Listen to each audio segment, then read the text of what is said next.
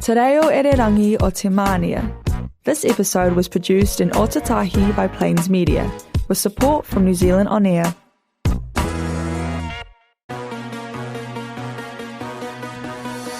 This is Simply Nourish, empowering women through menopause and beyond. I am your host, Brenda Bickerstaff. Join me and my guests for an inspiring conversation about how they survived and thrived during this important new chapter of life.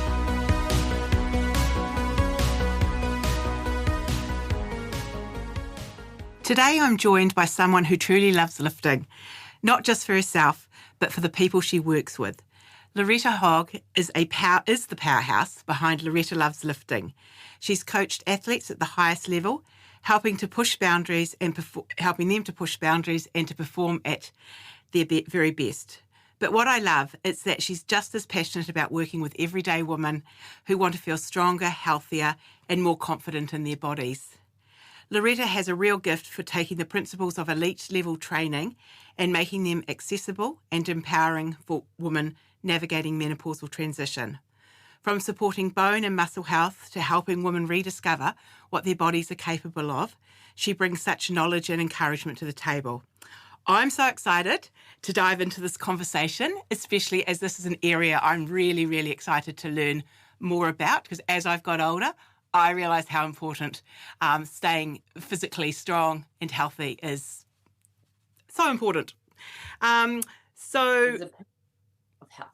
should we just get into it? Welcome, Loretta. Thank you so much for joining me today. Thanks for having me. Let's first start off with where you're from, how you've got into this industry. What's your background? Cool. So, my parents, they live north of Auckland, up in Matakana, and right now I live in Mount Maunganui. But I've always kind of bounced around the country. I've lived in Dunedin, Wanaka, Raglan, lived over in the States and in Canada as well. So, yeah. And what about your athletic background? I always was a swimmer, and then when we moved from Auckland up north, I started surf lifesaving. So surf lifesaving was my main sport throughout school. I belonged to the Northern Region team and did a lot of representative stuff with that. And then after school, when I went down to Dunedin, I fell in love with snowboarding. And I actually dropped out of Otago to go snowboarding. And I did back-to-back winters for quite a while, and then kind of decided that through my sporting journey, I wasn't coached well. I didn't learn the basics properly, and so I decided when I went back to university, I was going to do a Bachelor of Sport and Recreation at AUT, and I did double major in coaching and sport management because I wanted other people to have a better journey through sport than what I had experienced. And then when I was at university, I was coaching the local surf club, and I started an ocean swimming group. And then from there, I went out into the workforce, tried to see what jobs I could get, and I just wasn't really able to get the jobs I wanted with just my degree. So I went back and I did my master's in sport and exercise science, and I was pretty lucky to have scholarships with AUT and Paralympics New Zealand and the New Zealand Artificial Limb Service. So I looked at Paralympians with limb deficiency, and while I was doing my master's, I also did an internship with High Performance Sport New Zealand. So that is how I started my strength and conditioning journey. Okay. So were you involved in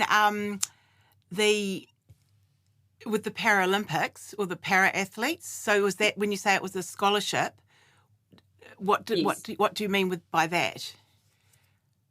So I was doing a research project that looked into their sporting journeys through our sports system. So it was whether para athletes with limb deficiency were able to join their local clubs and compete against able-bodied people, or whether their parents had to go out and get private coaches, and just like their experience with our system, whether it was like detrimental or whether it was supportive, and then all the way through to them representing New Zealand on the world stage and their experiences with sporting limbs and just like the support that they received. So it was a super interesting and really rewarding study. So I had like Anna Grimaldi, Liam Malone, Cameron Leslie, all those guys were part of my study, which was really awesome. And to see where they got to, it's a really amazing sort of feeling, eh? And they just have they've got incredible stories. Like Rory McSweeney and Liam Malone's stories were just awesome. But that's a whole nother podcast. I was actually trying to think of Liam's name the other day and thinking, he was right at the top of his peak of his career, and just went off to do his own thing, which is great. But yeah, interesting stories. It's a lot to do with that was actually because like those sporting limbs because they're trying to be as light as possible and as fast as possible, they have minimal cushioning. So like he was having multiple surgeries because his stump was bone was wearing through the stump, and that really impacts his ability to train and stuff. So there's a whole like aspect of that stuff that goes with parasport. Yeah. So from there, you said strength training is where you landed, and what did you love about it? So I guess through my snowboarding, I found that I was using the gym as the ambulance at the bottom of the cliff. So it was whenever I had a really serious injury. So I dislocated my knee 4 times, I'd fractured my back, I broke my elbow, I'd had quite a few concussions, and it was always like post-injury rehab to get me back to doing my sport that I was doing the gym work. And I was like, well, if I'd done it the other way around and I'd actually done it as a preventative, like how many less injuries would I have, or how less severe would that injury be? Because those injuries took a long time to recover from. So that's kind of why I was like, well, if I get into strength and conditioning, I can really like push the message home to athletes that if you do this first, then it's going to give you longevity in your career, and it's also going to mean that those injuries are not going to be as serious, or you will know how to rehab if you get an injury. So would you consider, and you, I'm not going to put words in your mouth, but would you consider that you were quite ahead of your time in those sort of thought patterns, in the sense that seeing that actually strength and conditioning is just as important, shouldn't be at the end of the cycle? I guess like even now there's not that many women in the strength and conditioning space, especially in like head roles. So yeah, I guess sports have always been using it, but I think you mainly saw it in like a team sport environment where they saw the value of it and they had the resource to be able to afford to have a strength and conditioning coach. And now we're starting to see it trickling down into all sports. And like, I guess the endurance sports were missing it, and the action sports were initially missing it. And now you would never see an action sport like free skiing or slope style snowboarding or surfing without strength and conditioning coaches at that top level. Because, I mean, yeah, absolutely. I could imagine. I didn't even think of it like that, because when you think about surfers even trying to get on the board in some of those conditions, you'd have to be pretty darn strong. Yeah, and they're traditionally known as like sports that wouldn't do traditional training like set times and stuff, because they're I guess surfers are always known for their free surfing. They're not known for their competitions. Yeah. You obviously work with a lot of elite athletes, and you also work with like the weekend warrior or just women trying to get in shape. So I'll do a bit of like a breakdown of what I do. So I'm at the Adams Centre 40 hours a week. So I do approximately like 16 hours of coaching on the floor. So that's face-to-face time with athletes. And I'm sorry, are we talking about elite athletes? Elite athletes, yes. So I'm the head strength and conditioning coach of the Adams Centre. So that is the high performance centre based in Mount Maunganui, New Zealand. So we have quite a few sports in here. We have Phi basketball, the Magic netball, Northern Districts cricket, Bay of Plenty rugby, the Black Fern Sevens, the All Black Sevens, and then my academy, which has about 120 athletes in it, and they are from about 35 different sports. So we've got like Sam Tanner, Hayden Wild when he's home, pro triathlete Hannah Berry, and then I've got age group champs coming through. So yeah, we've got everything from synchronized swimming to motocross. Wow. Yeah. So quite a broad range of people in here.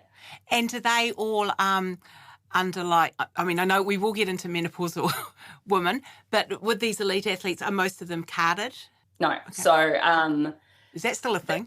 Yeah, the carding system only covers like our medal prospects. So that is only a few of them are pro, and then the rest of our athletes are self-funded, and many of them are having to try to work full-time as well as navigate getting to the top of their sport as well. So there's like a big piece in there that will relate to your ladies at home, as a lot of people are trying to fit a full training schedule around a work week plus family life plus everything else stress. So that is the one similarity with a lot of our New Zealand high performance representatives, is they are not they're not funded. They are like, they might have a few sponsors, but those sponsors basically pay for their bicycle to get on the airplane. You know, it's not enough money to survive. So they're juggling a lot of balls in the air. You must also be juggling a lot of balls in the air, because you're working with a lot of incredible athletes. Where do you make time to work with the likes of me, or, you know, just us? Yeah. So I work 10 hours a week for Stacey as well. So would you like to explain who Stacey is? Yes, sure. So Stacey Sims, firstly, she's my bestie. And then secondly, we work together. So I'm pretty lucky that Stacey lives just down the road from me, so we can hang out and go have coffees and bike rides and walks. But Stacey is a female physiologist. She specifically looks at the sex differences between men and women and how we may react differently to things such as the environment or a medication or a training stimulus. And then she's trying to really get the information out there of like how we adapt differently to men to these different stimuli. So so I do work for her, and my main job at the moment is kind of everything before it goes up on YouTube. I have to proof it, and then I guess some of the footage is now maybe 6 or 7 years old, and that research is out of date. So I just have to make sure that I'm identifying if something, maybe the research has been updated and we need to get rid of it. So yeah, that's my role with Stacey, besides drinking coffee with her. Can't go wrong with that. So you've got Stacey, you've got your elite athletes, and the me's again. And then me. And so basically what happened through doing all my work with Stacey was, she was like, Loretta, I always get asked for programs. And she's like, I'm not a strength and conditioning coach. I'm a physiologist. And she was like, I want to be recommending someone that I really trust their programming, and I know that they know what they're doing, and I know that they understand the message I am trying to get across. And she was like, if you want to do that, I will back you. And I was like, well, yeah, that's what I love doing. And like, I don't just work with elites. Like I coach my mum. She's 67. Wonderful. Like, in the prime of your life, so I might add. I coach her on Zoom twice a week. So we kept that up since COVID. And, you know, like she fully sees the gains from all of this. Like, people can't believe her age. She's got great mobility. She's got great strength. So it's amazing to see everyone improve and succeed. Like, it's not just for the elites. So that's what I wanted to do. And I have some really, really cool clients. Like, I've got people that are like in their 70s and they just love horse riding and they want to keep skiing. And then I've got ladies that are the most competitive I've ever seen in a social tennis league. And then they're saying like their jump height's improved, their change of direction is improved, their speed is improved. So, and then I've got like young professionals that like live in Kuwait that I'm training, which is pretty cool too. Midlife isn't about slowing down, it's about your comeback. At Simply Nourish, we fuel your energy, build your strength, and help you thrive through the menopause transition. Forget quick fixes. This is about real change, backed by science and led with heart. Join a community of vibrant women rewriting what's possible. Simply Nourish, stronger, wiser, and just getting started.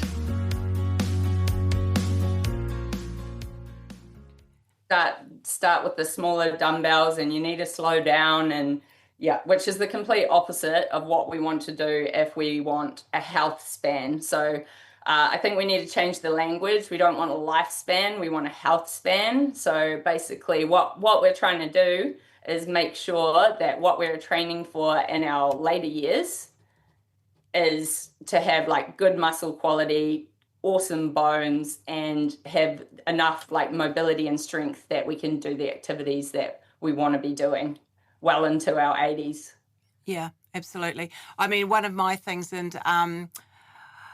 that I've read a book called The Dopamine Brain, and she talked about in this book about when you're 80 and you look back on your life, what you've achieved. And one of those, like there's many aspects, but one of them is about physical wellness or health span, so we can grow old strong and healthy. Really, really important. When you get women coming to see you, are there any major sort of myths that they're still grasping onto? Like suddenly if I lift a dumbbell, I'm going to have biceps that are bulging, or, you know, that sort of the old school stuff, or are people a little bit better these days about expectations?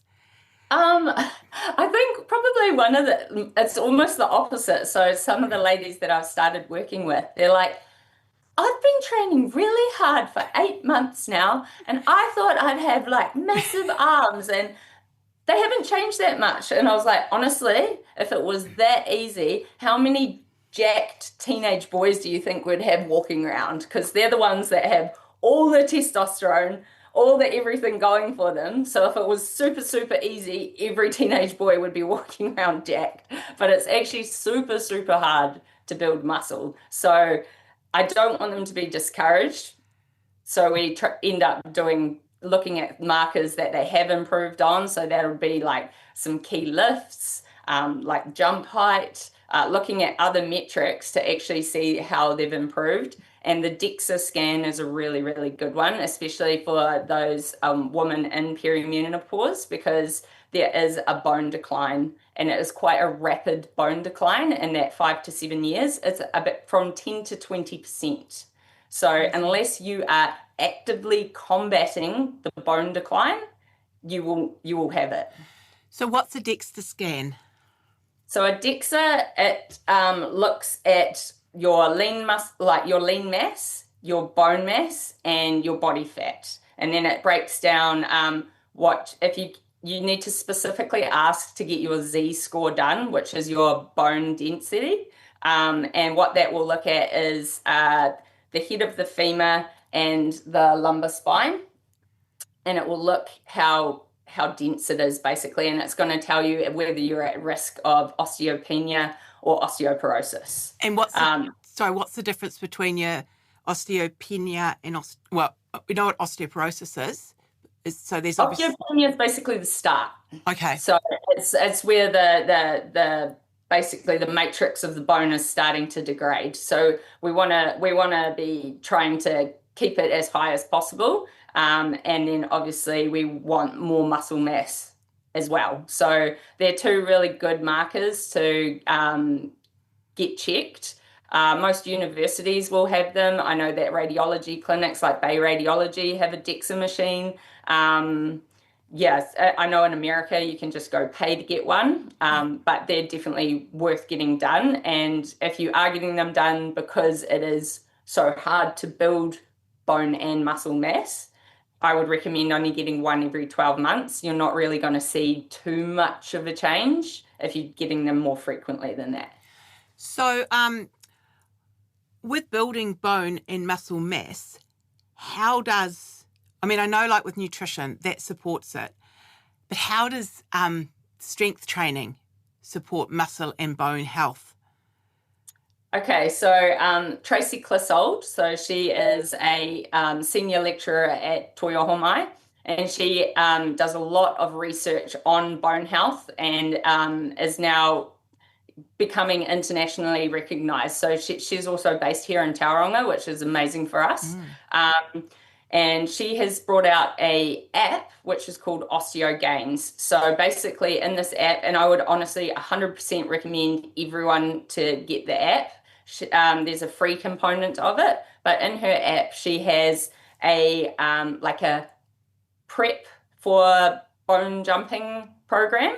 So that's a 4-week program to do some strength training at home to get ready to do some jump training to stimulate bone. So that's awesome. There's also another bit in her app that has some mobility and some stretching. And the other thing in there is it has a 52-week jump program to help you increase your bone density, which is incredible. Okay. So 3 minutes a day. 3 minutes a day, 5 times a week. Okay. Jumping. Jumping. Jump. Do we jump? Do I jump now? Do I have to jump? Yeah. So how am I going to jump? Okay, so to increase your bone density, we need to have some shock. So Tracy explained this today, that you have to do a double jump to get the shock. And just hold on, just going to let the listeners know that Loretta has now stepped away from the camera. She is demonstrating how to jump. We'll have to put this on the double jump. So you have to go. Oh, that's like what runners do. It's a double jump. Yeah. Double jump. Nice and fast. So by doing that, you're sending a shock into the bone, and then it's going to stimulate bone growth. And so why this is important is because when we get to perimenopause and menopause, our estrogen declines. So osteoclasts help us build bone and maintain bone, and osteoblasts break it down. So when we lose estrogen, we lose the ability to build the bone. So then we've got more breakdown. So we need a stimulus to stimulate the bone growth. And what happens with things like walking, you're only putting about 1.5 times your body weight through your feet. Running, you're putting 2.5 times your body weight, and also you're absorbing force, because that's how we can do it repetitively. To get bone stimulation, we need at least 3 times our body weight through, and we need to not be absorbing landing. So that's why activities where we're doing cyclical motions and we can do it repetitively are not good for building bone mass. I'm not saying don't run and don't go on your walks. They have other benefits like cardiovascular health. But if we are trying to get bone density, we need to do purposeful activity to build bone. Is there any point where it's too late in a woman's life to start building bone? No. Okay. No. Like the studies that Tracy has done has proven that it can be done at any age. It just, what about, I guess there'll be women out there who would think, I can't jump now, I'm going to hurt my knees or something's going to break. How do we overcome that fear? So that's where the pre-training comes in. So of course you can't just race into doing full jump training. It's what Stacey and I talk about a lot is progressive overload. So you have to gradually build into something, whether that's strength training, whether that's jump training, every type of training. You're never just going to blast into it because you're going to end up with an injury. So you would never walk into the gym, having never been into a gym, and think you could do a 100-kilo deadlift. That's just, everyone goes, that's silly, that's rubbish. So just don't think you can go into any activity and just go straight to the top. It's going to take time. And so that's why Tracy has that like 4-week prep program at the start, because you need to get strong before you add load. And so that's also why weight training will help you get to be able to do jump training, because if we can build muscle mass and strengthen our ligaments and tendons around our joints, they're obviously going to be able to better handle load. So, like I said, the jump training is only three minutes a day. That's definitely not enough physical activity in general. No. That would probably be an add-on to like your gym session or your running session at the end. You might do some stiff-legged jumps or something. And how does that, and just on the last little bit on the bone, so how does that actually strengthen bone? So basically the osteoblasts, they're still there, but your bone will remodel when it has multi-directional stress, because our bodies love stress. That's how we adapt. So if you are always within your comfort zone, nothing will change. So your cardiovascular fitness won't change if you don't push it. Your muscle mass won't change if you're not trying to lift a little bit heavier than normal, and your bones won't change unless you're trying to give them a little bit of stress. So it's a fine art of making sure that you're getting enough stimulus and not too much, because it will end up becoming detrimental if you push too hard. So that's why even if you feel good, don't keep going. Just make it consistency. Consistency trumps everything. So, like if you have never done it before, start off lightly, go for a few weeks and be like, okay, yep, I'm good. I'm still in one piece. I haven't hurt myself. And then that's when you're going to add the next little bit on. Yeah. Sprinkle, sprinkle. I love it. Sprinkle, sprinkle. I love that, because I know there's many times where I've gone and lifted and I thought, I've got this. I can up these. And then boom. Not good. Little steps, eh? Sprinkles. Yeah, it's that one thing. I know that we all want to make like this big shift all at once, but it really is just like one habit at a time. So, like maybe your first thing is going to be that you need to just get up a little bit earlier. So don't be like, I'm getting up early and doing a 10K run. Just be like, okay, I'm going to get up early and I'm going to practice getting up at 5 a.m. and I'm going to put on my music, get a coffee, and I'm going to go for a walk. And then once you're used to getting up early, after maybe 3 weeks, then you can change the activity, because it's always going to take your body a while to adjust. So if you think you're changing your wake time, then you're probably going to be tired for that first week while your body adjusts to that. So it's about like just slowly, incrementally add the habits, add the activities, add the weights, add the jumps. If you do everything at once, you don't even know what's working, what's not working, what's caused something. So yeah, gradual. Yeah. Which is really, really hard, because when you're motivated, you just want to go. Yeah. The first couple of weeks, like, yeah, gung ho, we're out. We're going to do it. Yeah. And then it's like, stuff this. I'm shot. I'm gone. Your muscles. So you talked about your ligaments and tendons. So Yes. They're obviously important for muscle growth, or ligaments and tendons. Oh, I'm sure every perimenopausal woman that does exercise knows that those are the things that hurt, and those are the things that are so hard to get rid of. So that is why the progressive overload is so important, because when we're in perimenopause, our estrogen declines, our tendons and ligaments repair with estrogen. And then the other thing is they've got really poor blood supply. So 1, we've had a decline in estrogen. 2, the blood supply is absolute crap. And 3, they take about 12 weeks to adapt, where our muscles are really fast at adapting. So it's about understanding that we can't push them because they will break down. So it's really hard to hear, but they are the main injuries. It's like your plantar fasciitis, your tendinopathies, which are normally like high hamstring or gluteal tendinopathies. Frozen shoulder is when the ligaments in your shoulders start turning into cords, so they stiffen up. So basically what happens when we start losing our estrogen is we lose the elasticity. So important things to do for ligament and tendon health would be isometrics. Which So an is, isometric is like she's got a hand just on the wall. not what to do, but like pushing.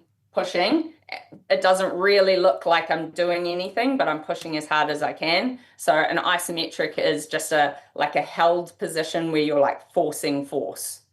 Eccentrics is where you lower slowly. So say we did like a calf raise on a step and then we lower our calves slowly down. That is an eccentric. And then the other thing we need, so that basically removes pain and starts getting them strong. But what do our ligaments then lack? I said they lack elasticity. So then we need to have like an activity to keep them springy. So case study here, which is me, probably bench pressing a bit too heavy, taking forever for the old shoulder to recover. So that will be because of the estrogen loss, and I've rested, done everything. So that is now going back to doing some of these sort of isometric exercises just to... Yeah, so isometrics will try to remove the pain. Eccentrics will build the strength, and then we need like a faster movement. So if for your shoulder, it would be if you're lying on a bench in like prone position and doing a drop catch with a ball, trying to get like, Okay. Yeah. So just like a tennis ball, and you want to be doing like drop catch to try to keep some fast twitch in there as well, because we need the elasticity as well as the strength. Great. So when we're in this menopausal transition, so essential to be not just thinking about muscles, it's thinking about these ligaments and tendons as well, because do you think they're the ones that would go first, as in injure first, that's going to hinder your development and muscle strength? It will hinder, because it's going to be the thing that prevents you from moving correctly. So the thing with the ligaments and the tendons is they start presenting as a dull ache. And at first you go, it's not that bad, it's a bit of a niggle, and you keep pushing and you keep pushing and you keep pushing, and then all of a sudden you can't do the movement. So if you are feeling those dull aches and they're not going away, please go to a physiotherapist and get it assessed properly and start a good rehab strength plan, because once you've got a serious ligament or tendon issue, they are so hard to get rid of. Absolutely. I know. And ligaments and tendons, well, tendons especially, do not repair at rest. They need strength to adapt and improve. So normally when you have like a tendinopathy or something, say that this is your normal tendon, all the fibers are aligned. When you start to have a tendinopathy, the fibers might get a bit crisscrossed and there's a bit of fluid and blood in there. So basically when we do the eccentrics and isometrics, we are trying to realign the fibers. Does that make sense? Yeah, that makes sense. And can I just compliment you on your nails? They look stunning. Oh, thanks. Beautiful. Love them. A little digression there. With strength training, my last little bit on strength training, I think, that people talk about, how's it, strength versus power. If we're strong, are we powerful? Or no? Okay. No. So strength, you can be strong, but you will be very slow. So strength doesn't equal power. Okay. What I think the main point we need to get across is like, say you're an athlete, you normally do a hypertrophy block, which means a muscle building block, before you do a strength block. So you first build the muscle and then you get it strong and then you do a power block. So that's like traditional strength training if you're in a gym and you're doing a periodized plan. You don't necessarily, as a perimenopausal woman or a postmenopausal woman, need to do a hypertrophy block, but you do need to do the strength block, because we need to maintain the neural stimulus and we need to maintain our muscle mass. So if you were going to do any two blocks interchangeably in the gym, it would be strength and power. Okay. Yeah. It's no harm doing a hypertrophy block, but it's not Not essential. It's not essential, and it's not going to contribute to you being able to like have good grip strength, lift things up, like it's hypertrophy is lighter weights in a really high rep range. Yeah, whereas your strength is a heavy weight and a low rep range, and then your power is your light weights in a high rep range. So there is always a place for lighter weights, but you want to make sure that you're moving it with intention. So there's intent behind the movement. So it's going to be quick. Okay. You cannot do a power block if you are not strong, because if you're throwing your limbs fast and they're not stable, that is when you're going to get injured. So don't all of a sudden think you can go again from 0 to nothing and into the gym and start doing ball slams and battle ropes and everything like that, because then you will end up with something injured. You need to make sure that you're like stable with all of your joints before you do a power block. At BBG Built, we're straight talking builders who know the value of comfort, warmth and smart design. Whether you're planning a renovation or something new, we make the process simple and stress-free. Let's help you plan well and build better. Visit www.bbgbuilt.co.nz to get started. Interesting. And now you mentioned grip strength. I'd read somewhere that a good sign of being strong is if you can fireman carry, is it a certain percentage of your body weight holding dumbbells. Is that correct? Is that something we as menopausal transitional women be looking at?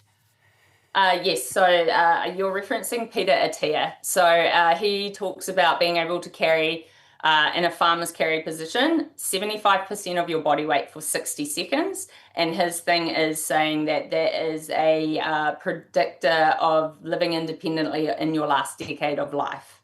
So that's his personal test.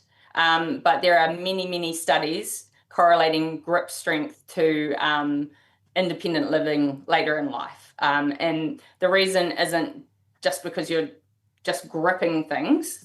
It correlates to your whole body, basically, because if you are constantly holding something, pushing, pulling, lifting, you are going to have better muscle mass and therefore better grip strength than someone that is not always doing those movements. So it's not that you just need to go home and start squeezing your stress balls. You need to actually be doing the full compound movements that help with the grip strength. So if you think in the gym when you're bench pressing or doing a dumbbell row or doing a deadlift, you are there using grip strength. So if you are someone that is using, say, wraps in the gym or lifting gloves, I would advise that maybe you do some of your lifts with just your hands to make sure that you are getting that strength in the forearm and the strength up your arm and the strength in your hands. Okay. Yeah, so don't get those little squishy things that, like, you probably have never seen them. Back in the olden days, like you held it and it had like a little spring in it and you'd squeeze them together. Yeah. So that will still like semi-train your forearm, but you've got to think, like if we're thinking about longevity and like the health span and everything, where we don't just want to be training one aspect, because I'll tell you what, if you're just training your hand, it's not going to help you get out of a chair when you're older. No, and it won't help you get off the floor if you fall. No. You need to be able to power you up. Hey, you mentioned something before about the amount of reps or number of lifts we do. I've read what Stacey has said about lifting heavy.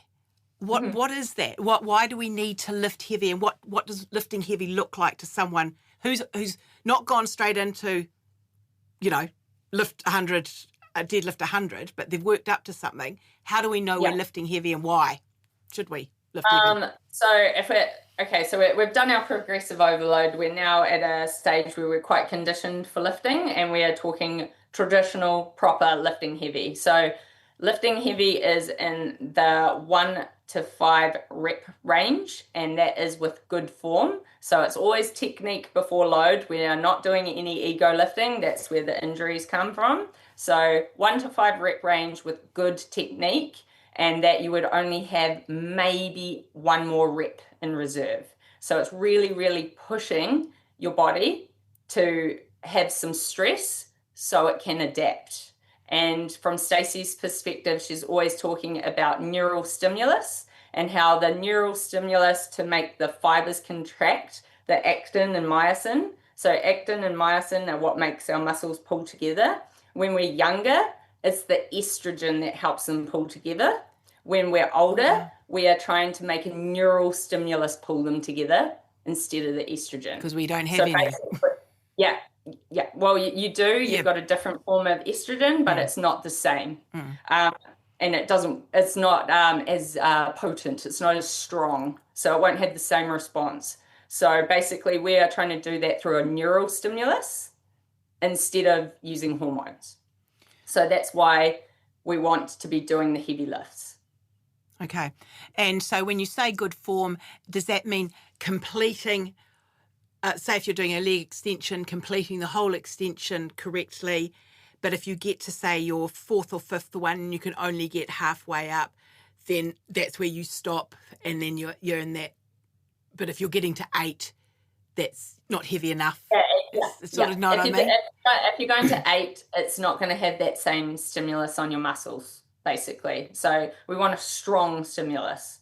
So, she talks about taking creatine. So creatine is part of the ATP cycle, which is the thing that fires your muscles. So it's like something that you do for an explosive action, a sprint, or a very heavy lift. It gets used up. So basically we want that ATP cycle and that system to be working when we're doing our lifting. Okay. With the leg extension, obviously when you're using a machine, the injury risk isn't there. So if you have poor form on a leg extension, it's not going to matter. When we're talking about lifting heavy in the 1 to 5, we're typically talking about a compound movement. So that would be a squat, a hex bar deadlift, a power clean, something that is like moving multiple joints. Okay. So you can compound movements, you want to be lifting heavy to about that 5 rep range. But if you're doing your sitting down, just working like a leg extension, still do the 5 heavy, or that's still okay. You can. You definitely can, but like the technique aspect, it's not as important in a machine, because the machine is actually going to put you in quite a safe place. Like it'll be very hard to like twist your knee on a leg extension. And the amount of rest time between? So if you're ever doing anything explosive or very, very heavy in that rep range, we are saying that you want about 2 minutes rest. And that again is to let that ATP cycle recover. So basically when you're looking at recovery, we can recover to about 70% in 30 seconds. So that's really rapid. And then to get that last 30% takes that extra 90 seconds. And basically we want that full 100% recovery, because we're going to go in and do another maximal effort. If you don't have that 2 minutes, you'll see your performance gradually declining. And I guess this is also where it comes back to what we were talking about earlier, that thought pattern of, I've done that, I've achieved that, but I still feel I can do more. And that's where you've got to probably say no, because that's when the injury or the overworking the muscles happen, something like that. What you mean? So say if I did 3 sets of 5, you don't need that much rest, or like you can be sitting there and there's a minute into it and you think, oh no, I'm feeling great, I'm going to do another I think you'd quickly find out that instead of being able to do 5 reps, you could only do 3. Okay. I'll take you will actually see your performance declining if you are hitting the correct weights. If you are doing less reps and you're still hitting all your rep ranges, I'm going to challenge you that you're probably not lifting heavy enough. Gotcha. Yeah. Now the next part of us people in the menopausal transition is that a lot of us grew up with doing cardio, doing HIIT, and then of course now there's all this talk around we can't do cardio, we can't do zone 2, we can't do any of this because our cortisol rises and we're going to all get fat. So how do we incorporate cardio and I believe sit into our workout routine, into our life? Okay, so when people are talking about elevated cortisol for extended periods of time, they're not normally talking about from exercise. If you decide to go for a 10K run, the cortisol you get from your run is not going to keep you at an elevated level for the entire day. So when we're talking about stress responses for cortisol being elevated, that is like work stress, life stress, everything going, blah, blah, blah, blah, and that's keeping your cortisol level high. So like cortisol from running is not dangerous. It's not going to make you fat. So not like, that we care. If you enjoy going for a run, yeah. Go for a run, because I guess it's probably going to reduce the stress rather than increase. Like it's your time to get outside, get in nature, listen to some music, go be you, so like if anything that's going to reduce your stress. Same with if you love your F45 class and stuff and you love blasting in there and you love getting your sweat up, go do it. Just realize that you do have to do the heavy lifts as well. So the message from Stacey and I is never that you have to drop things. It's that you just need to make sure you're getting your priorities right. So your bread and butter in this stage of life is lifting heavy so you can reduce the amount of bone mineral density loss, keep your lean muscle mass, and keep the ability to stay strong and have power, which is being able to contract your muscles correctly. So the sprint interval training, this is for best use of time. This is the best bang for buck. So again, if you are doing a hard effort sprint, that is again trying to make everything in your body work really, really hard. So it's all about intensity, not volume. Okay. So we want high intensity, and that is going to again create adaptation because we are putting our body under stress. Whereas if you think about going for your long run, it's not actually, there's not going to be too much adaptation going on there, not unless you're doing repeated efforts and you're training for an event. Yeah. Okay. Yeah. And what does that look like? If I'm going to go and do a sit session at the gym, what do I need to feel that I've got to that point? Okay, so like we use the RPE scale, so more than heart rate, because a lot of the watches and stuff, they have lag time, so it's not going to be a true representation if you're trying to go off a watch. So your RPE is rate of perceived exertion. I would encourage you to just Google it and it will come up with a sheet and it's got all the definitions of all the different numbers and how to rate yourself. When you are doing a true sprint, you really want to be a 9 or a 10. And if you're not a 9 or a 10, you haven't pushed hard enough. And for all those people that say that they can go to 30 seconds as hard as possible on an assault bike or a treadmill or anything, I don't think you're pushing hard enough, because like, honestly, think about how fast a 100 or 200 meter race is at the Olympics. It's like 10 seconds, 20 seconds or less. And those people are gassed. And I guarantee that you are not working harder than me. No. Yeah.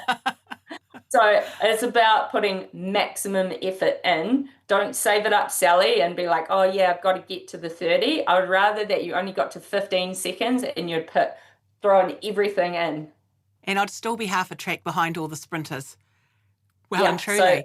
So remember that running is probably the most dangerous sprint activity. So I would not start with running, throw that out. Start with like an assault bike, start with we have watt bikes in here, whatever the gym has, that like a resistance bike, like a spin bike, rowers, ski ergs, all of those things are going to be safer than running. Like you really have to be conditioned for running and have a very strong posterior chain if you're going to do running as your sprints. Yeah, otherwise you will end up injured. Roger that. I won't run. No running. It's all good. It's all other good. things that people can do, because they always say like, oh, I can't do activities, my legs, my knees. Probably my gym would be one of the gyms that are full of the most ACL injuries in the country. So we've got people sitting on boxes doing battle ropes, people sitting on boxes doing ski erg. You can be doing explosive kettlebell swings. There's lots of modifications that you can be doing if you cannot use your legs for sprint interval training. Great. That's really good to know that there's lots of other things as well. Because some of those other things, your assault bikes and that can be quite intimidating. Yes, 100%. Just because they're hard. Changing tack slightly. Now we've done this amazing workout. Menopausal woman, what should I be eating afterwards? Should I be knocking back a whole lot of protein, or should I be spending a few more days recovering so I can get the best out of me? What would your recommendation be? So as your estrogen does come down, it does hinder your ability to recover, which is a bit sucky. So your recovery will take longer, but obviously we've got steps that we can put in place to reduce the recovery time as much as possible. So what we want to do is obviously when we want to fuel pre-training.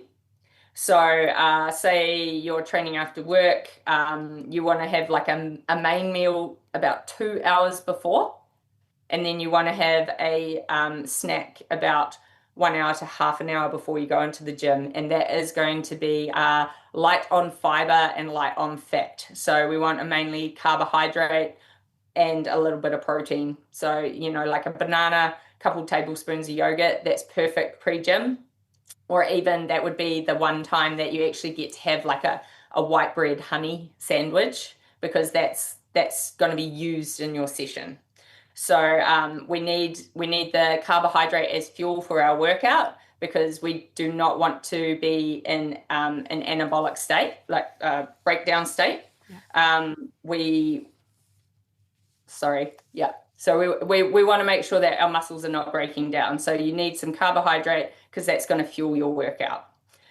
Post, this is where Stacey really pushes the protein. So I'm sure you've heard that if you're a menopausal woman, she wants you to have 2.2 grams of protein per kg of body weight a day. So that is where you're going to make sure that you have like something as soon as you finish your session. So this is really, really important. A lot of people are like, oh, well, I'm going straight home. But how far away is home? And then are you having to cook dinner when you get there? So think about from the time you finish your training to the time you get home, have a shower and cook dinner, it's probably well over an hour. So you've just missed a massive recovery window. So I would encourage everyone to have something in their training bag or in their car that they can start repairing everything as soon as they've finished their workout. So that could be like your protein shake, or an up and go, or just anything that's in the car to start that recovery process straight away. And the other thing that's really important to think about is, when is your next training session? Because it takes the body a full 24 hours to recover with carbohydrates and protein. So if you're someone that has a training session at night and then is going to work out the next morning, that's not 24 hours. So you need to try to repair and recover your body as much as possible in the time you have available between your training sessions. So that's why it's so, so important that you start recovering as soon as you finish your session. Yep, great advice. Absolutely. We've nearly come to the end of our time, unfortunately, because I've got a trillion other... I know. I've got so many more questions to ask you, and I know... We can talk part two, I'm sure. Absolutely. I'd be more than happy to do part 2. But before you go, I'm going to throw you some quick fire questions. Okay. All right, here you go. Deadlift or squat? Oh, I'm a hex bar deadlifter every day. Yeah. Okay. Morning workout or evening workout? Morning, I'm a 4:30 a.m. get-upper. Oh, stop it. It's getting lighter soon. 8:30 bedtime. Yeah, I'm with you there. Yeah. Okay, tea or coffee? Oh, Stacey and I, coffee all day. Coffee all day, love that. Beach walk or mountain hike? I live at the mount, so I go on a beach walk to my mountain hike. Look at you go, girl. What's one small daily habit that makes a big difference? Waking up in the morning and having my pre-workout snack. And so I am not a protein coffee girly like Stacey. I actually have a banana, Greek yogurt, and a coffee before every single training. Doesn't matter what I'm doing. So that's lifting, swimming, running, always the same. I know my tummy can tolerate that. So nice. And the last question, your go-to mantra when training gets tough? Ooh, trust the process and make smart decisions. Right. So mine used to be trust the process, but you can't just blindly trust the process. So you know that you have to trust the process and then you have to make smart decisions along the way to get you to the right end point. So, Loretta, thank you so much for joining me today. It's been such a rich conversation. I love how you bring together all your experience with elite athletes and bringing those same principles into women in menopausal transition. You've certainly given us a lot to think about. For everyone listening who wants to connect with you, how can they find you? My Instagram handle is @LorettaLovesLifting, and my website is lorettaloveslifting.com. I have an inquiry form on there, and if you want to sign up to the waitlist for any of my programs, it's up there too. I have a couple of really cool, awesome ebooks as well if you want to see what I'm all about and what I do. So I have one at-home guide with nutritionist Sarah Mortimer. She's really awesome. We swim together. And then I have another one with her and Sam Tanner, who is my 1,500 metre Olympic runner. And that is a 12-week learn to run guide. So if you just want to taste it to kind of see what it's all about, those have everything from like how to pick your shoes, just everything. What's a carbohydrate? What is eccentric, concentric? It's got everything that you need to know about getting into like your lifting journey. So I'd highly recommend having a look at them. Brilliant. Thank you once again. And I think we should have a part 2. Yes, I agree. So lovely to be here today. Yay, thank you. Our listeners are so happy to have you.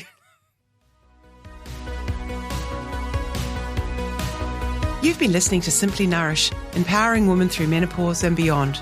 With me, Brenda Bickerstaff. I'm a certified, registered and experienced nutritionist and menopause coach. I'm passionate about supporting women to thrive during menopause with personally tailored science-backed nutrition and lifestyle strategies. You can find more information at simplynourish.co.nz. We will have a new episode for you on the second Sunday of every month at 5 p.m. on Plains Media. So mark your calendar and tune into 96.9 FM and plains.org.nz or subscribe on Spotify, Apple Podcast or YouTube. You can also support Simply Nourish, empowering women through menopause and beyond by leaving a review. Stay up to date with the show on Instagram @SimplyNourishNZ and Facebook @SimplyNourish, where I also share the latest health information and strategies to support your menopause journey. Brought to you by BBG Built, your builders of choice, and Simply Nourish. Take care, trust yourself, and remember, small steps for big changes.